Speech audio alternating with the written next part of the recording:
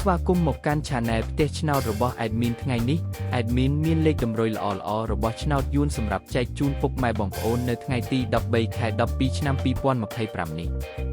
ដូចនេះ Admin មិនចង់ឲ្យចំណាយពេលវេលារបស់ពុកម៉ែបងប្អូនយូរតោះយើងមកតាមដានលេខតម្រុយរបស់យើងទាំងអស់គ្នាសម្រាប់លេខតម្រុយ2លេខមានលេខ38លេខ15សម្រាប់លេខតម្រុយអូស2លេខមានលេខតម្រុយទី1អូស30និងលេខតម្រុយចុងក្រោយអូស10សម្រាប់លេខតម្រុយ3លេខមាន307គុណនិង5136គុណ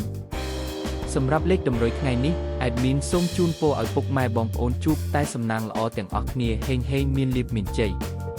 ជាចុងក្រោយសូមកុំភ្លេចជួយចុច Subscribe និង Comment ហើយដាក់សញ្ញារូបកណ្ដឹងដើម្បីជួយផ្ដល់កម្លាំងចិត្តមកកាន់ Admin ជាពិសេសងាយស្រួលតាមដានវីដេអូថ្មីនិងលេខតម្រុយល្អៗជាប្រចាំថ្ងៃជាមួយ Admin សូមគោរពលាពុកម៉ែបងប្អូនពីខ្ញុំបាទ Admin ផ្ទះឆ្នោតសំណាងល្អទាំងអស់គ្នាសូមអរគុណ